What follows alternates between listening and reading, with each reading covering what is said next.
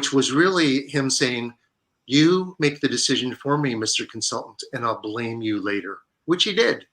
And I thought, this is just an evil word. We need to examine this. And as I got into it, I realized it's everywhere. Everybody's saying it, and it means bad things. It means when you say the word whatever, two things happen.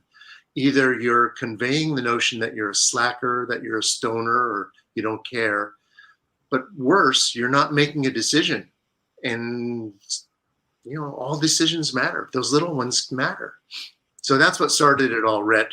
And I've learned that I've hit a raw nerve as I've been interviewed by others and by you. You say, I want to cure my family of what the one comment I love, and I get it often, is I'm buying this from my boss and I'm leaving it in their mailbox at night or something. Secretly, right? Yeah. No, you definitely struck a nerve. Never Say Whatever is a book that I would just pick up in the store just to gift it out for that very reason of it hits you in your gut where things are going to go wrong. But it's totally on you, apparently. To your point with the CEO, it's all in your house now. Yeah, well, it has hit a nerve, and I'm happy about that because there's hundreds of books written about decision making. And my book is sort of in the white space of all of that, where, it's about the little decisions. It's, I can do pivot tables and spreadsheets and flux capacitors and all kinds of things about how to make decisions. But I'm talking about the little ones. And I like to tell the story. It's a good metaphor. According to researchers at Cornell, we make 35,000 decisions per day. Wow. Yeah. And they said there's over 300 decisions. This is the one I love, that you make at lunch. When you go out to a colleague at lunch, you make 300 decisions. And it's where to go, where to sit, lettuce, tomatoes, mayonnaise, whole wheat, rye, turkey, Swiss. And every time you say the word whatever to any of those little decisions, you're likely to get the sandwich that you don't want. So it's just a good metaphor for those little decisions can pile up and hurt your career, hurt your relationships, hurt your life. So I'm trying to bring that to everybody's attention, that little decisions matter. Yeah, sorry. No, go ahead. It's triggering me over here. By the end of a work day, I go out to dinner with my husband, and I'm like, I'll have whatever you have. He gets so mad. But it's true. How do you avoid it? Is it an awareness thing? Part of it. I did a lot of interviews for the book and for some leaders, and leaders typically don't say whatever. But what came out of it was the notion that decisions follow intentions. And if your intent is clear, then your decision-making process is much easier. So at a most basic level, if you intend to lose weight, you make decisions like you're on a diet. If you intend to stay married, you make decisions like you are married. And it goes, so I'm making it as simple as I can, but clarifying your intentions can be difficult on a daily basis. So, if your intention today is to get a raise, then you work a little harder. Or if your intention today is to get into shape, then you make decisions about exercising. So if you know your intent, decision-making is easier. And I make it very simple, but intentions are hard. It's hard to clarify those. Mm-hmm. And you make decisions every day along those lines. Yeah. Right? Yeah. So one of the guys I interviewed for the book, it's an unusual combination. He's a Kansas lawyer, but he's also an Episcopal priest. He's a very successful attorney. He's also a priest. And he said, when people think about visions and missions, they think about IBM or, big conglomerates, and it's not necessarily that. So he has a mission that he wants to help people, that's basically his intention. So he makes decisions every day about that. And it made sense to me. So I put it in the book. It was a fun interview about a lawyer priest who has clear intentions. So how do we get into this trap of, and I see where whatever leads. I understand that sort of that thought process of where that leads to. How do we get out of that cycle?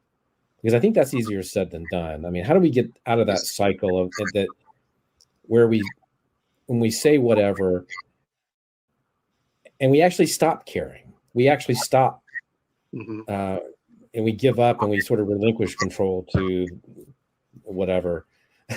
Right. Yeah. How do we get out of that cycle? Because that seems like a cycle to me. It sort of is. People talk. Some people say, "Well, I use the word all the time because I'm so tired of making decisions. I have decision fatigue," and part of that is because my hypothesis is that you get decision fatigue because you didn't make the decision when you could have. So I use the example: you wake up in the morning, you have 200 emails or more. I don't know, pick a number, and some of them are easy to decide about. The easy ones are delete, delete, delete, delete, and then there's 10 or 20 that you don't make a decision about. You put those over on the side because you'll wait to make those decisions. And then Friday comes around and you've got 100 of those in your box. And had you made the decision in the first place, it wouldn't have piled up like that. But I think COVID has made us a little lazy about making decisions. Like, should I get dressed up for the Zoom meeting? Probably not. Should I take down that, marijuana poster in the background on a Zoom meeting? Maybe, whatever. And we got a little lazy about decision making. So we fell into this trap that if I defer decisions, maybe it will go away or solve itself. And they don't. One of the things that the research, my little research found also was that Bain did this study about, they call it the 2-minute rule, that the decision that you make in the first 2 minutes of being faced with that decision is probably the same one that you would make a week later if you suffered over it for a week. And the glory of making it in the first 2 minutes is if it's the wrong one, you can go back and fix it. But if you suffer over it, maybe you can't. So make the decision, so part of the message of the book is make the decision now, and those small ones will pile up and then you'll be miserable. And so make them now and get out of that trap. Yeah, it's almost like the other thing that's interesting about COVID is we were faced with many decisions we didn't have before. So it's almost like we've traded them off. Like, yes, I can decide if I want to go into the office or work from home, but I don't know if I want to get dressed. Yeah, it matters. I talk about, so that's a whatever. That's a big whatever. And then play it out. I talk about how if your boss doesn't know your name because you never show up, you're going to get fired. So, there's consequences to whatever. And I really try to lay those out. And I also make it very simple in the book about, well, how do I get out of it? How do I make decisions? I'm bad. I hear it all the time. I'm really bad at making decisions. And so I have this whole list of tools and hacks you could, even somebody told, again, it's from experience and interviews. Somebody said, well, I just ask if I have a decision to make, I just ask Siri. She's really smart. Or someone else uses the magic 8-ball, turn it over, answer Hazy, keeps on turning it over until they get the answer they want. But, you can use simple pros and cons. You can use if-thens. If I do this, then this happens. You can use your gut. But a lot of people say, well, I use my gut, which is fine if your gut is experienced. Steve Jobs always talked about he used his gut. Well, he had 30 years of experience making decisions about products. That's how his gut was informed. He knew how to get fired. So if you're 20 years old and you're using your gut, I hope you have some experience in that category, but it doesn't have to be hard. It can be, decision making can be simple. But another sample I use is I talk about it quite quite a bit in the book about a personal board of directors, meaning, what would Paul Newman do in this situation? I like him. He's smart and always seems to do the right thing. So sometimes you just think, what would my dad do or mom do, or what would somebody that I respect do in this situation? And that can be helpful too. But make those decisions even if they're small. Simple. So, I never really thought of whatever in this context before this conversation and before I looked at the book. And I think what's interesting to me is that you're really tying it to decision making. But prior to this conversation, I've always thought of it as sort of a dismissive It is. term, right? Kind of an FU term, or and so talk about how you make that connection, because I think that's really interesting. Yeah. You tie those things together. Yeah. Well, a lot of people say it's very similar to the F word. It has so many uses. It can does. be. Yeah. That's true. Yeah. It can be dismissive, like whatever, I don't care. So whatever, I'm dismissing you. And in fact, it really came into light. Alicia Silverstone is the culprit who really made this happen. Remember in Clueless, she would do and she was sending out the message that, you're not worthy, and I'm dismissing you because of that. But it can also be passive aggressive. I mean, it can be, it can be whatever, I don't like you, and I'm just going to whatever, so in fact, in the book, as I talked to people, all these different definitions came out. There were over 20 definitions that I discovered. Everything from, since I discovered it, everybody uses it. I interviewed an entrepreneur who's all over Africa. He said, in Africa, it is just a sign of helplessness. Nothing I decide is going to change any situation. I'm helpless, so whatever. And that might be the worst definition of all. I'm helpless, so whatever. That's sad, actually. It is. It is the only good definition I've discovered. And this might be how you use it, Cynthia. It's, I love you, and I'll take I'll do whatever it takes to win your affections. That's a good definition. But other than that, all the others are in the category of, it's going to hurt you. What's interesting is that using that example is it's so open to interpretation too, because I think my husband hears it as he's gonna have to decide, and then I'm gonna be upset about whatever he chooses. Yeah. But I'm meaning it as, I know you care more about this than I do, so just decide and I'll eat whatever you want. Yeah. My favorite restaurant in San Francisco is the House of Prime Rib, because they've taken decision making out of you don't go there to get fish. Your only decision is, medium rare or rare. And retailers know this, restaurants know it. I mean, taking decisions out of people's hands helps people buy, because it makes it easier. Yeah, to your point, right? I mean, going back to Steve Jobs, why did he have, three colors? He didn't have 15 colors of the iPhone, right? Yep. You have limited, choice, and sales skyrocket, right? Yeah. Yeah. And so, in fact, when we limit choices, and lots of times there's, I hear people, they are burdened by, I have so many choices. You don't.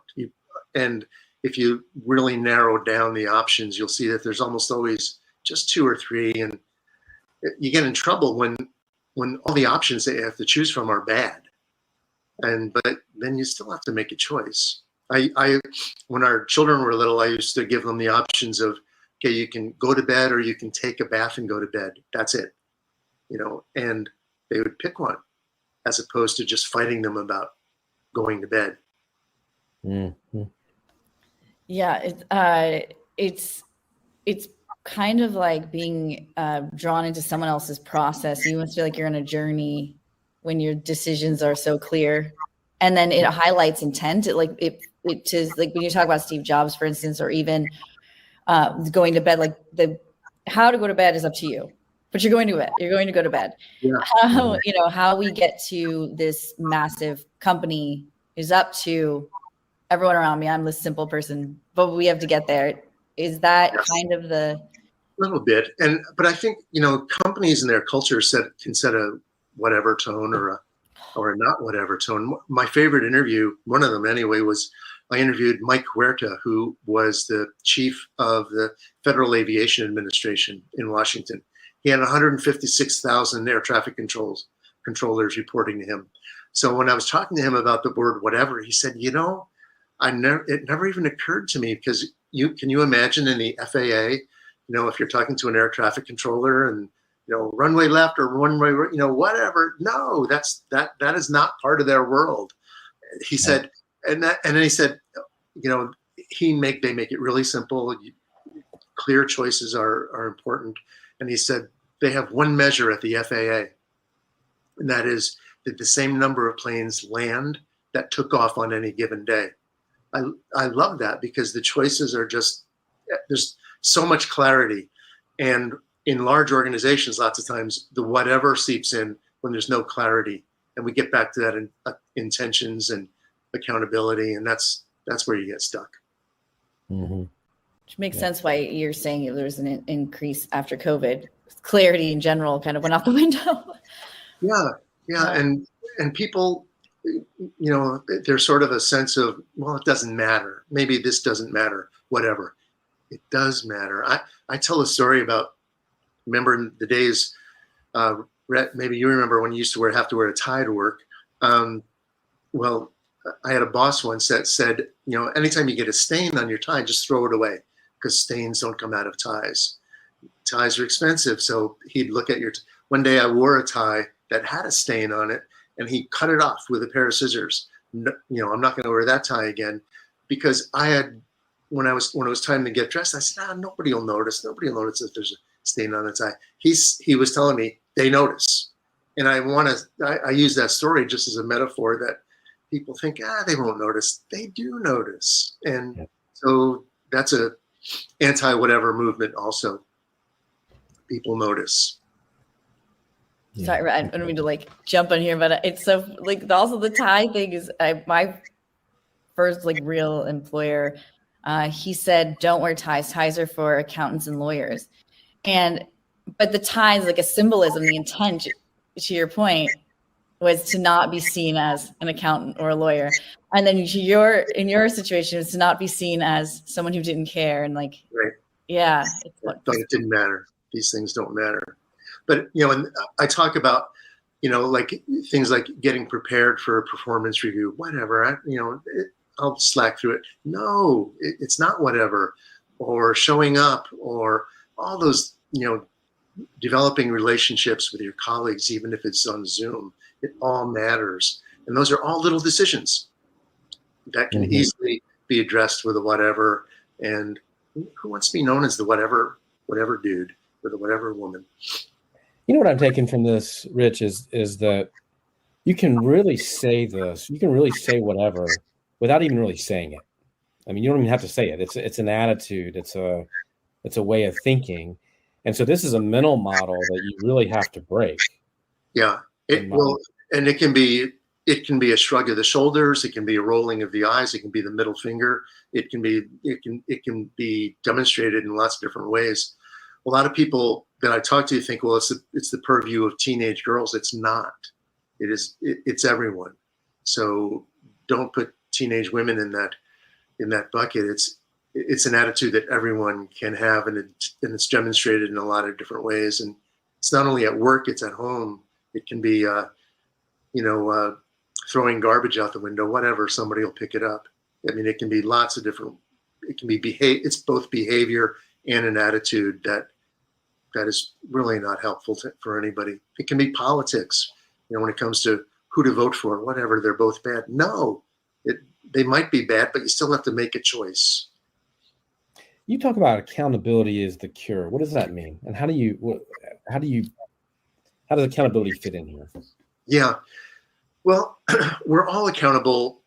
I talk about being accountable to something, because we're all in something. So it could be, we're at a big employer. It could be a small employer. It could be, you're the captain of a bowling team, or you're the you're accountable to your family, or at the most basic level, you're accountable to yourself. You're responsible for your own success or happiness or lack thereof.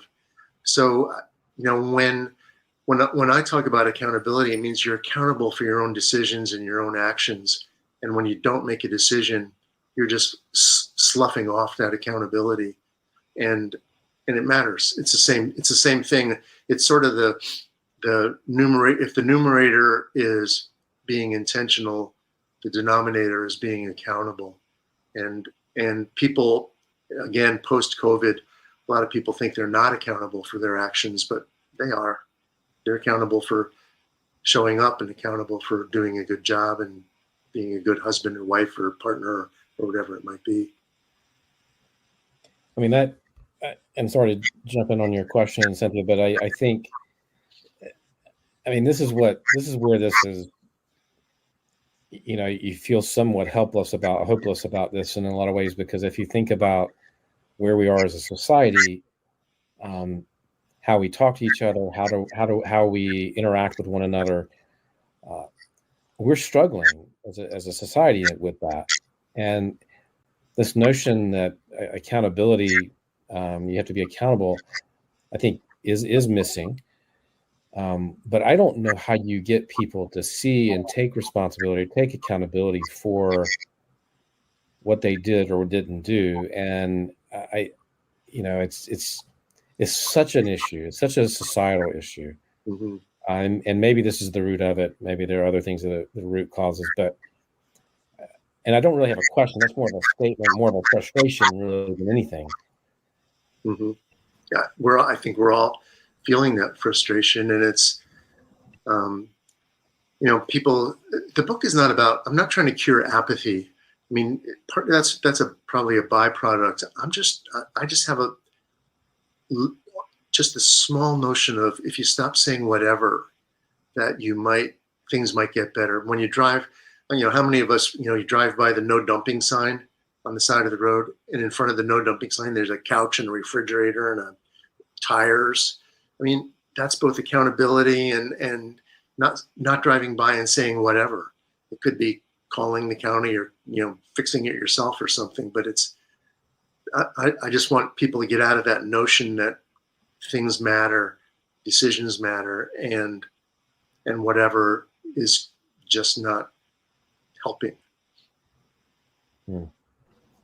I'm actually going through all the situations where I've seen the whatever make it down to, can you show me where the bathroom is? And then someone's like, no, like it doesn't matter if that person makes it there, and it really does feed into a tense. It's like you've given a name, you've given a target, you've given a way for us to see how to behave and show up better in the world.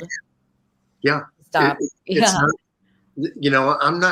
I'm not trying to solve world hunger. I'm just trying to get people to stop saying whatever, and whether they utter it or think about it in small ways, that's my mission. It's a small one, and I've learned that there's all kinds of sophisticated modeling and artificial intelligence paths to make decisions. And I'm not trying to get people to do that. I'm just trying to get them to stop saying that word. And one way that I've learned is, some of the leaders talk about this.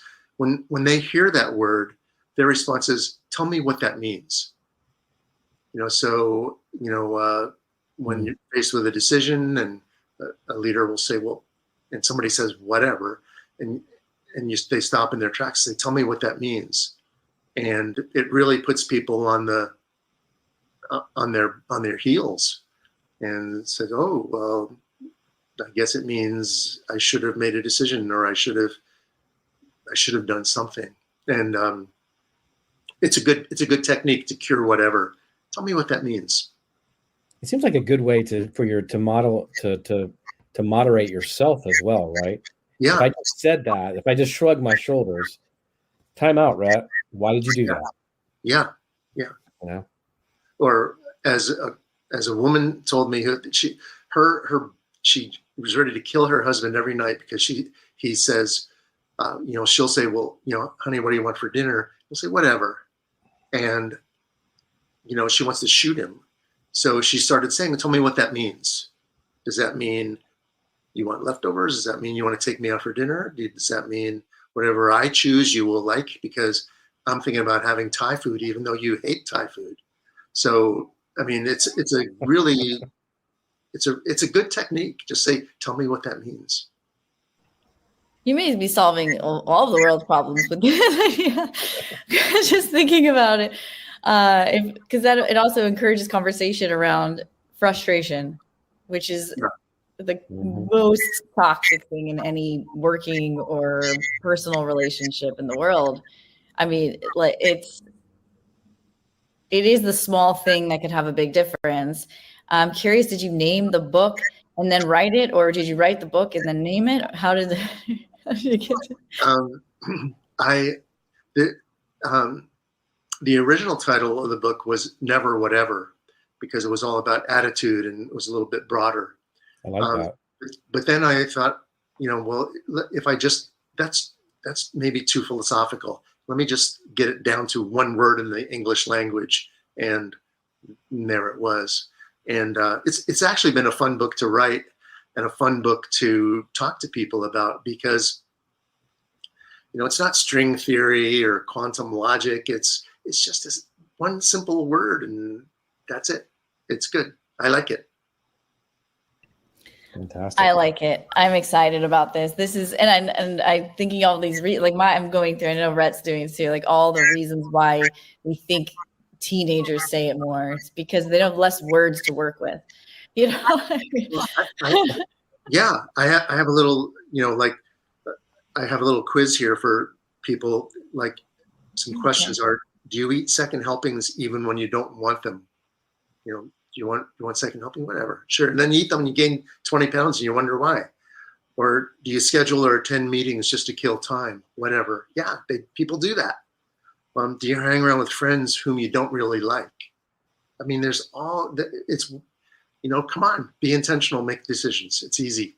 It's not easy, but there's a little tools that can help. Yeah. Yeah, well, that's super. That's really great. I love this. I love this. Oh. Well, I have to ask the last question. Unfortunately, we got a time here, but how can people buy the book when it comes out? Is there a website? All that kind of good information. Yeah, it's out now. You can get it on Amazon or wherever you buy your books. And I have a website, richardmoran.com, that I look at. And I'm really available on LinkedIn. I mean, I listen, I looked at comments, I respond to people, and I'm an accessible kind of guy. I'm not hiding. Okay. I love that. Does anyone ever comment whatever to you? I'm just curious. Everyone does now. It's like they're testing me. So, but it's, a lot of people say that my publisher at McGraw-Hill said, the word is like an earwig. She can't get rid of it now. Every time she hears it, in any context, she said it's like the Cars for Kids jingle. She just can't get rid of it. So if I'm an earwig for people to stop saying the word, I'm happy. Hey, we're all three McGraw-Hill authors, I think. Yeah. That's funny. Cool. All right. Well, thanks. Whatever.